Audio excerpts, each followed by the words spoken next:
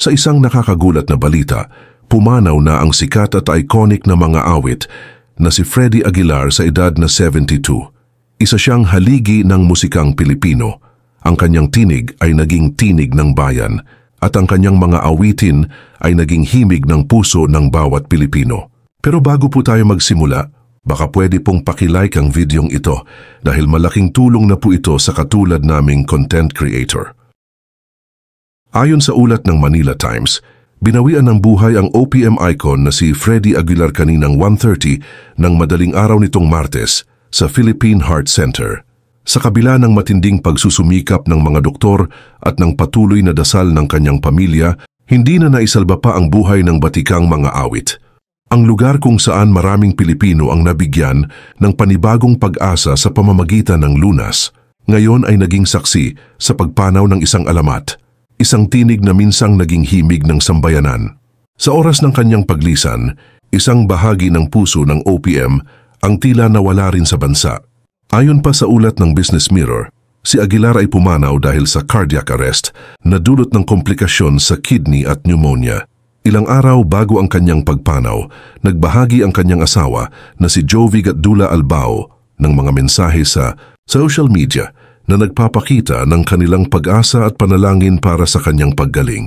Si Freddy ay ipinanganak noong Pebrero 5, 1953 sa Santo Tomas, Isabela, nakilala sa kanyang makabayang mga awitin at sa pagiging haligi ng original Filipino music.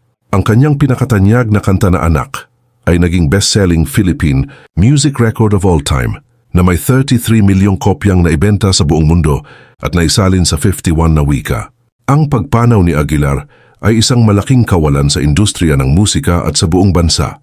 Ang kanyang mga kanta ay patuloy na magiging inspirasyon sa mga susunod na henerasyon at ang kanyang kontribusyon sa musika at sa advokasya para sa mga isyung panlipunan ay hindi malilimutan.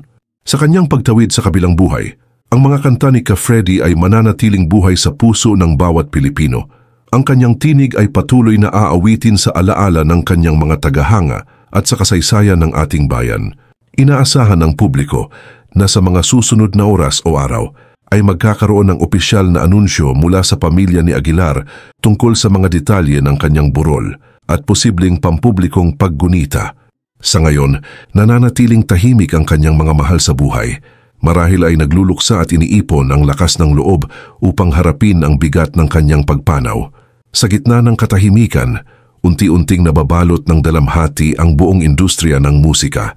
Hindi maikakaila ang lawak ng impluensyang iniwan ni Freddy mula sa kalye hanggang sa entablado na sa bawat sulok ng Pilipinas tila may alingaw-ngaw ng kanyang boses ng kanyang mga awit na hindi lamang mga simpleng kanta kundi mensahe ng puso at paninindigan. Si Aguilar ay hindi basta-bastang mga awit, isa siyang tagapaghatid ng katotohanan, madalas ay masakit pero totoo. Marami siyang naging kanta na bumangga sa sistema, tumuligsa sa katiwalian at nagmulat sa mga Pilipino sa realidad ng lipunan.